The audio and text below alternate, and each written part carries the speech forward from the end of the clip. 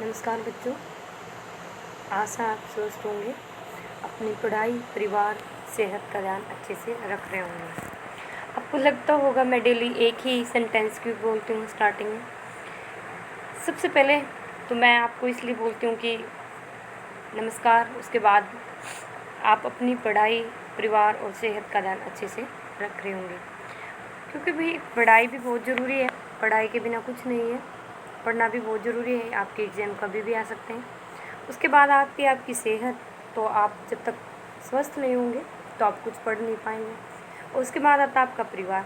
अगर आपके परिवार में कोई बीमार है, अस्वस्थ है, तो उसका भी इम्पैक्ट आपके ऊपर पड़ता है, तो भी आपकी पढ़ाई अच्छे से नहीं हो पाएगी। इसलिए मैं उम्मीद करती हूँ कि आप अपने स्वास्थ्य के साथ अपने परिवार के स्वास्थ्य और पढ़ाई तीनों का ही इकट्ठे से ध्यान रखते चलिए आज का जो हमारा टॉपिक है वो है ज्वालामुखी।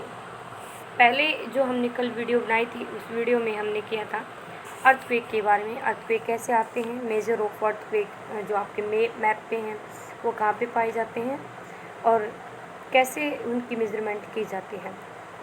ज्वालामुखी क्या होता है, अर्थ और डेफिनेशन उसकी देख लेते हैं। एकदम से जब भूतल फटता है तो ये एक बड़ी भयानक घटना है। मॉक ने एक डेफिनेशन भी दी है कि ज्वालामुखी धरातल के वो छिद्र हैं जहाँ से मैग्मा या आग निकलती है, बिल्कुल बाहर निकलता है। वारस्टर ने कहा कि ये गोलाकार छिद्र है जिससे होकर पृथ्वी कहते हैं तप्त भूगर्भ गैस, जल इत्यादि बाहर निकलते हैं। तो अलग अलग ने अलग अलग डेफिनेशन दी है। आपको भी पता है कि पृथ्वी के भूगर्भ से जो मैग्मा है बाहर आके वो लावा बन जाता है, बिल्कुल दहकता हुआ बाहर निकलता है। बात करते हैं स्ट्रक्चर ऑफ वोल्केनो की। तो वोल्केनो के स्ट्रक्चर में हमें पता है कुछ चीज़ें होती हैं। सबसे पहले ज्वालामुखी छिद्र होता है, ज्वालामुखी शंकु होता है, ज्वालामुखी पर्वत होता है, ज्वालामुखी चिमनी, वेवर और काल्डेरा और कोन, ये सारे इसके पार्ट पाए जाते हैं। इसमें देखते हैं, जब आप इसमें देखोगे, जब ज्वालामुखी का ये नीचे से यहाँ से स्टार्ट आता है, तो ये तो है भूप्रपट्टी जहाँ मैग्मा बन रहा है, मैग्मा चैम्बर भी बोला जाता है जहाँ मैग्मा बनता है। ये मध्य शंकु, जब ऊपर जाने के लिए ये डार्ट प्लग रुक जाती है और कहीं जाने के लिए उसको नहीं मिल पाता, तो यहाँ आके एक शंकु का निर्माण होता है, उसको मध्य शंकु, गौण शंकु। और जब छोटे छोटे शंकुओं का निर्माण होता है तो उसको गौण शंकु बोला जाता है। जैसे ये हो गया गौण शंकु, ये हो गया गौण शंकु, इनको गौण शंकु बोला जाता है। उसके बाद ज्वालामुखी, क्योंकि भी मेन यही है तो ये ज्वालामुखी हो गया। ये क्रेटर या कालडेरा बोला जाता है, जब एक कड़ाहे की तरह आकृति बन जाती है चारों तरफ, और यहाँ से जब आपका लावा निकलता है तो उस लावा से अंदर से गैस और भापें भी निकलती हैं। छोटे छोटे पत्थर लगते हैं जिनको सैलखंड बोलते हैं, छोटे पार्टिकल्स होते हैं उनको राख बोलते हैं। और लावा का जो प्रवाह है वो ज्वालामुखी सामग्री बहुत सारी नीचे से जो भूपटल है, भूप्रपट्टी आपके वहाँ से आती है। ज्वालामुखी के उद्गार के कारणों के बारे में जानते हैं। सबसे पहले मैग्मा की उत्पत्ति। मैग्मा कहाँ से आता है, जब ये आपकी जो चट्टानें हैं नीचे चली जाती हैं, नीचे जाने के बाद बहुत हाई टेम्परेचर होता है, प्रेशर होता है। ऊंचे टेम्परेचर और प्रेशर की वजह से नीचे जो हीट होती है पृथ्वी की, उस हीट की वजह से ये किस में बदल जाता है, मैग्मा में कन्वर्ट हो जाता है। प्रिमोर्डियल हीट या आद्य ऊष्मा। क्या पृथ्वी एक गोला है, ऊपर से पृथ्वी ठोस हो गई, लेकिन पृथ्वी धीरे धीरे आज भी अंदर बहुत ज़्यादा गर्म है, जिसकी वजह से इन पदार्थों की वजह से ये बहुत ज़्यादा गर्म है, या इसको फायर बॉल भी कहा जा सकता है। रेडियोधर्मी जो पदार्थ होते हैं धरातल पे जो पाए जाते हैं, धरातल पे नहीं सॉरी, अर्थ के अंदर जो यूरेनियम, थोरियम और रेडियोधर्मी तत्व हों, उनके प्राकृतिक विखंडन की वजह से जब उनका विखंडन होता है तो एक हीट प्रोड्यूस होती है, बहुत एक हाई टेम्परेचर प्रोड्यूस होता है। उस हाई टेम्परेचर की वजह से एक क्या होता है, यह भूगर्भिक जो चट्टानें हैं पृथ्वी के नीचे पिघल कर बाहर आने की कोशिश करती हैं। उसके बाद है प्लेट विवर्तनिक। प्लेट विवर्तनिक में मैंने आपको पहले भी बताया है कि प्लेटें कितनी तरह की होती हैं। ये प्लेट है, मैंने आपको अर्थक्वेक वाले में बताया था। जैसे ये जब एक दूसरे के पास आते हैं तो कन्वर्जेंट होती है, जब ये एक दूसरे से दूर जाती हैं तो डाइवर्जेंट होती है। इन प्लेटों की मूवमेंट की वजह से टेक्टोनिक जो एक्टिविटी होती है एक दूसरे के पास आने से, वहाँ पे क्या होता है, सब्सिडाइज हो जाता है। हैवी जो प्लेट है वो नीचे चली जाती है और लोअर जो प्लेट है वो ऊपर आ जाती है। उसकी सब्सिडेंस की वजह से, नीचे चले जाने की वजह से वो पृथ्वी के एक रत में जाती जाती है, जहाँ पे वो सब नीचे जाने के बाद कंटिन्यू और नीचे जाने के बाद मैग्मा का रूप धारण कर लेती है और उससे बाहर आके फिर से दरारों से क्या निकलता है, मैग्मा निकलता है। एक होता है कि बेसाल्ट जब उत्पन्न होता है तो मैग्मा के ऊपरी उड़ती हुई संवहनी तरंगों के साथ शांत दरारी के साथ बाहर आता है। मान लिया इसके बीच में आपका वोल्केनो पड़ता है यहाँ पे, तो यहाँ क्या है, क्वीसर या दरारों के रूप में मैग्मा बाहर आता है, शांत होता है वो धीरे धीरे दोनों। फॉर एग्जाम्पल मिड अटलांटिक रीज है, मिड अटलांटिक रीज में इस साइड और इस साइड कंटिन्यू डिपोजिशन होता रहता है, ठीक है। उसके बाद नेक्स्ट है संकुचन या ऊष्मा। अभी अभी मैंने बताया पृथ्वी एक गोला है, ऊपर से ठंडी हो चुकी है, लेकिन जैसे आप मिट्टी का गोला बनाओगे तो ऊपर से जल्दी से सूख जाएगा, अंदर सूखने में वो कई दिन लगाया। सेम है, जो पृथ्वी है अब ऊपर तो हो गई है, नॉर्मल दिखती है आपको, ठोस हो गई, लेकिन अंदर आज भी उसकी इतना प्रेशर और टेम्परेचर है जिसकी वजह से गर्मी बरकरार हो। संकुचन वाष्प या गैसों की उत्पत्ति होती रहती है। अभी बताया रेडियो विखंडन, और उसकी वजह से रेडियोधर्मी पदार्थों की वजह से गर्मी उत्पन्न होती रहती है। जो पानी होता है वाष्प और गैस बनते हैं, जैसे प्रेशर कुकर होता है, प्रेशर कुकर में वाष्प या गैस बनने की वजह से स्टीम ऊपर उठती है। सेम एयर जब आपके वोल्केनो में प्रेशर जनरेट हो जाता है तो वो चट्टानों को तोड़कर बाहर निकलता है। उसके बाद है दुर्लभ भूभागों का ना, ज्वालामुखी ऐसा नहीं है कि इन्हीं जगहों पे पाया जाता है, जैसे मैंने बताया ये कहीं भी और जगह भी मिल सकते हैं। ये उसके ऊपर डिपेंड करता है कि उठता हुआ मैग्मा या गैसों के प्रचंड बल या दुर्बल त्रुटि कहाँ अक्षेत्र शीघ्र ही टूट जाते हैं, जहाँ पे इनका प्रचंड बल हो, गैसों का और मैग्मा का। उसके बाद है भूकंप। भूकंप भी एक मेन रीजन है आपके वोल्केनो का। चट्टानें ये जब रंस या जो दरारें पड़ जाती हैं, उन दरारों से परतों से ऊपरी परतों का दाब कम हो जाता है, जिससे मेल्टिंग पॉइंट कम हो जाता है और उच्च तापमान पर पिघल कर मैग्मा में बदल जाता है, जिससे फिर वो मैग्मा और गैस या वाष्प के रूप में बाहर आता है। ज्वालामुखी निस्तर पदार्थ क्या होते हैं, मटेरियल इजेक्टेड फ्रॉम वोल्केनो, जैसे गैसें हो गई, ठीक है। पृथ्वी के अंदर जो पानी होता है वो पानी आपका वाष्प में बदल जाता है, भाप में बदल जाता है, और जब वो स्ट्रॉन्ग होता है और वो भाप उसको नहीं तोड़ पाती, जब नीचे से उमड़ता हुआ मैग्मा ऊपर आता है तो एकदम से बहुत तेज़ ट्रेमेंडस आवाज़ होती है। उस आवाज़ के साथ और वो बाहर को उसको तोड़ते हुए गर्जना के साथ जब बाहर निकलता है, निकलने के बाद 80 से 90% उसमें भाप का अंश होता है, आर्द्रता बढ़ा देता है। जब आर्द्रता बढ़ जाती है तो आपके आसपास जो हाइड्रोजन सल्फाइड, कार्बन सल्फाइड, ये जो गैसें हैं ये भी निकलती हैं उसमें, और ज्वलनशील गैसें भी होती हैं, जैसे कार्बन मोनोऑक्साइड हो गई, सल्फर डाइऑक्साइड हो गई, और कुछ विषैली गैसें हाइड्रोक्लोरिक एसिड, अमोनिया क्लोराइड जैसी गैसें भी निकलती हैं, तरल पदार्थ भी निकलते हैं। जब आपका वोल्केनो फटता है तो उसका जो टेम्परेचर है बहुत ज़्यादा होता है, उसका टेम्परेचर कम से कम 600 से 1200 डिग्री सेल्सियस तक पाया जाता है। ये मैंने वोल्केनो का स्ट्रक्चर जो आपको दिखाया था, यहाँ पे नली है, यहाँ पे सिंडर है, यहाँ कोन बना रही है, यहाँ कोन शंकु बना रही है, यहाँ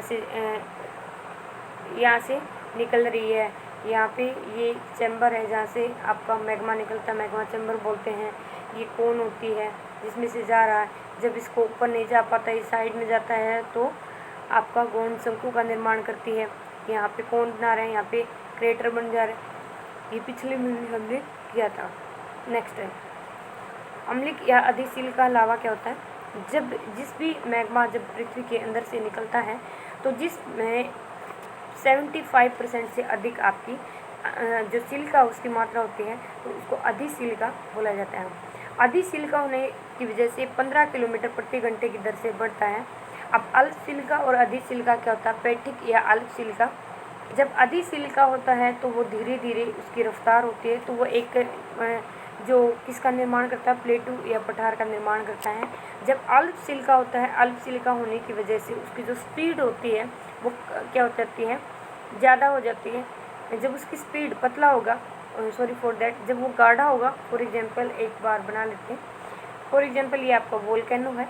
वोल्केनो में जब आपकी अधिसिलिका होगी तो वो 15 किलोमीटर की दर से चलेगा, ठीक है, मतलब धीरे धीरे चलेगा तो वो किसका निर्माण करेगा, एक माउंटेन का निर्माण करेगा, डोम का निर्माण करेगा, इसका निर्माण करेगा। लेकिन क्या हो जाए, अगर वो अल्प सिलिका है, सिलिका की मात्रा उसमें कम है, तो वो क्या है, पतला है।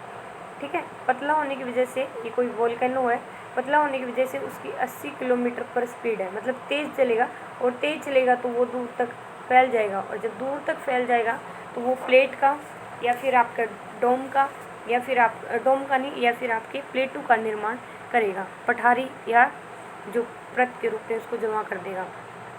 अब ठोस पदार्थ है, बहुत सारी चीज़ें हैं, अकेला मैग्मा अंदर से नहीं निकलता, उसके साथ छोटे छोटे पार्टिकल भी निकलते हैं। ज्वालामुखी राख जिनको बोला जाता है, वोल्केनिक ऐश होती है। लेप्टी क्या होते हैं, अखरोट के साइज़ के जो आपके पत्थर निकलते हैं उसको लेप्टी। जो स्कोरिया होते हैं वो मटर के साइज़ के, स्कोनम या ब्रेसिया होते हैं, छोटे छोटे होते हैं, मतलब उसका कोई ऐसे होते हैं। ठीक है, उसके ना कॉर्नर से निकले हुए होते हैं, उसको स्कोनम या ब्रेसिया बोला जाता है।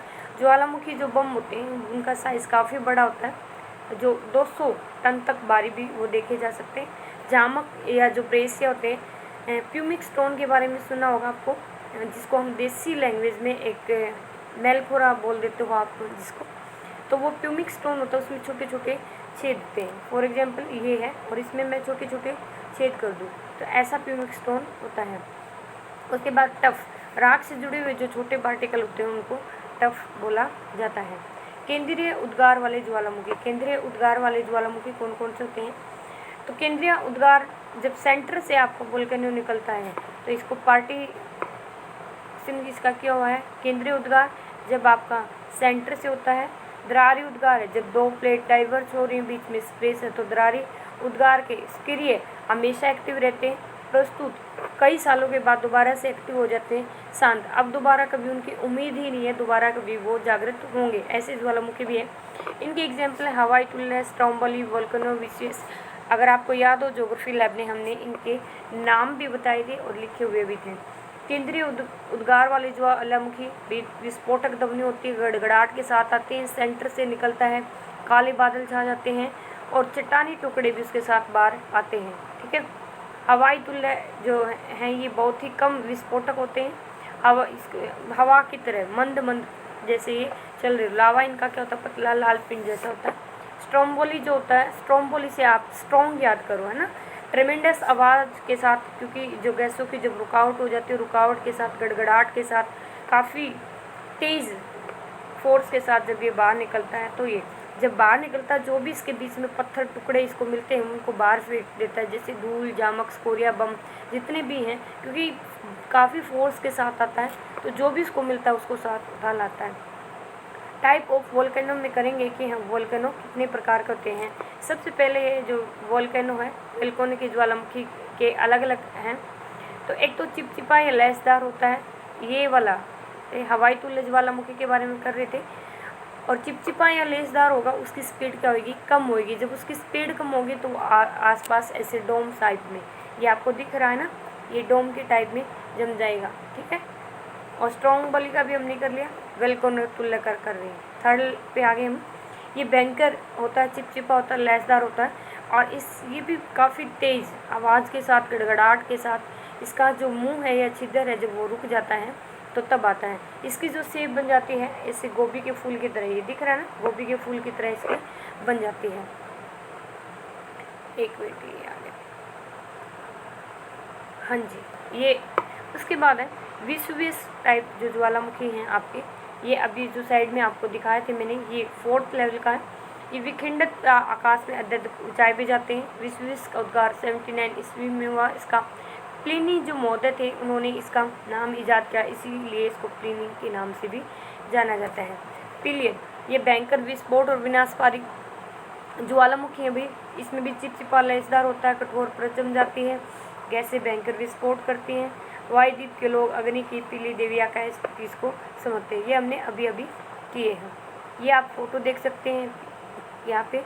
उद्गार की अवधि के आधार पर एक तो सक्रिय ज्वालामुखी होते हैं, अभी अभी मैंने बताया, ये मैंने ज्वालामुखी का एक फोटो आपको दिखाया। टाइप ऑफ वोल्केनो, जहाँ पे सिंडर यहाँ पे ये बना रहा है कौन, कंपोजिट, ये तो देखो सिर्फ सेंटर से निकल रहा है।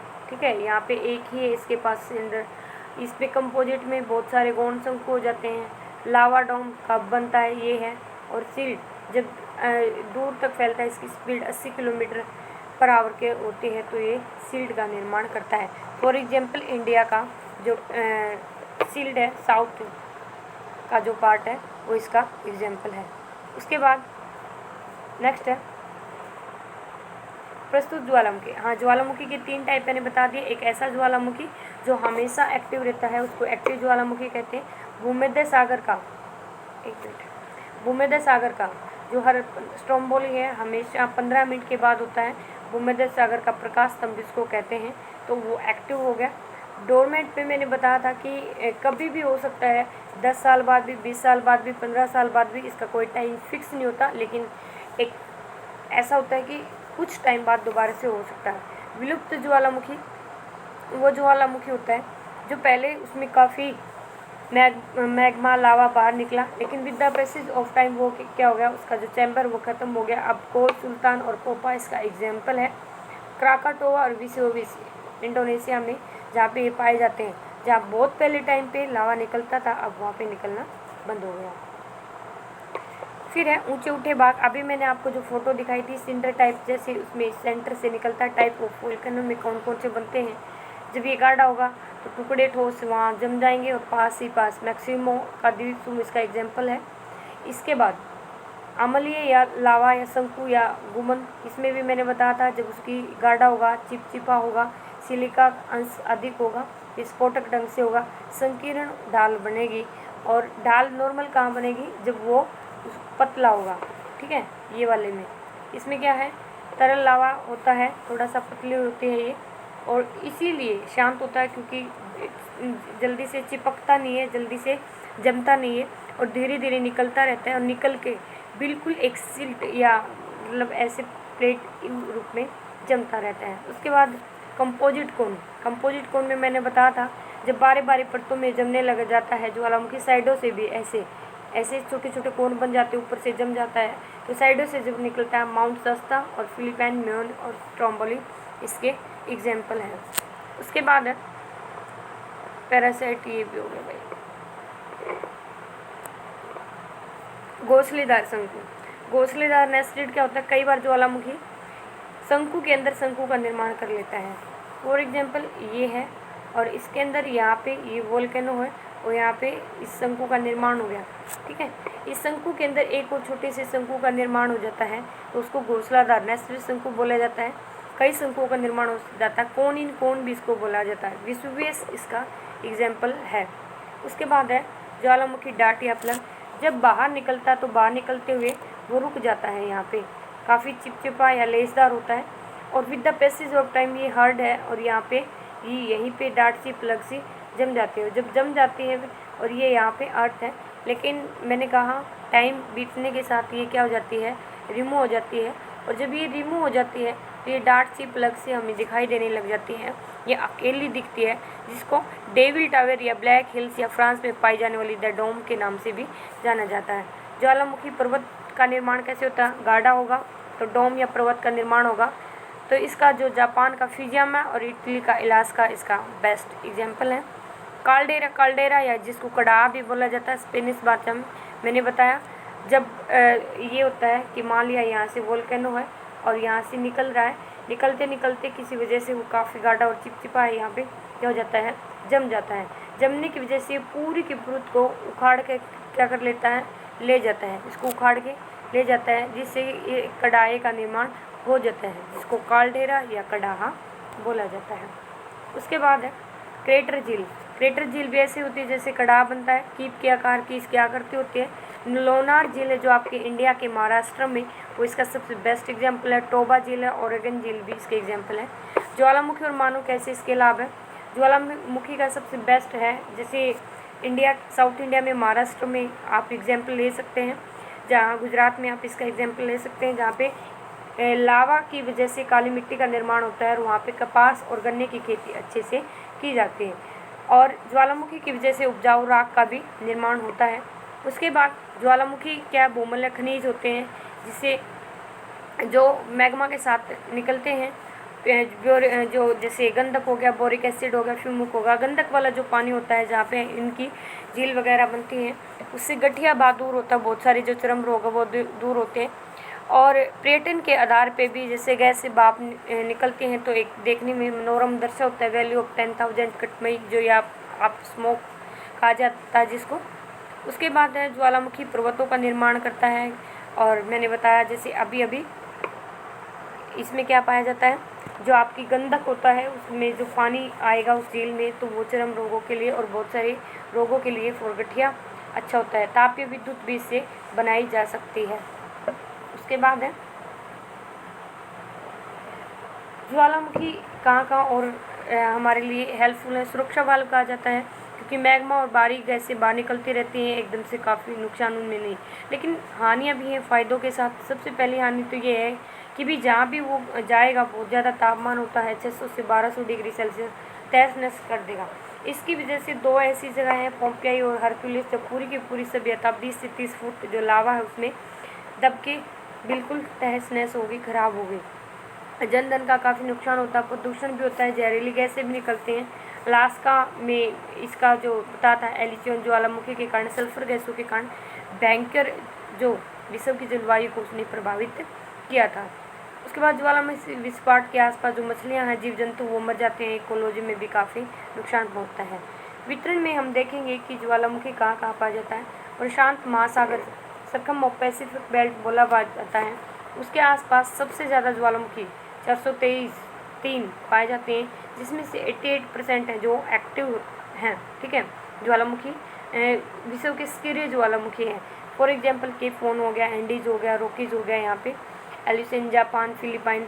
इसमें रिंग ऑफ पैसिफिक फायर भी मैंने बताया था आपको, जैसे यहाँ पे साउथ अमेरिका, यहाँ पे नॉर्थ अमेरिका, यहाँ पे यूरोप है, यहाँ पे एशिया है, और यहाँ पे अफ्रीका है, यहाँ पे इंडिया है।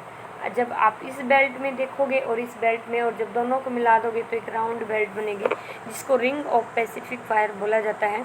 यहाँ पे एक जो उसके बाद है अन्य मध्य महासागरीय पेटी, मैंने आपको बताया था मिड अटलांटिक रीज जो है उसमें सबसे ज़्यादा एक्टिव स्कॉटलैंड, कैमरून एक शाखा, दूसरी शाखा Spain, Italy, Caucasus, Iran, Afghanistan से होती हुई इंडिया, ये जो को सुल्तान और अरारात बलूचिस्तान में इसके एग्जाम्पल पाए जाते हैं।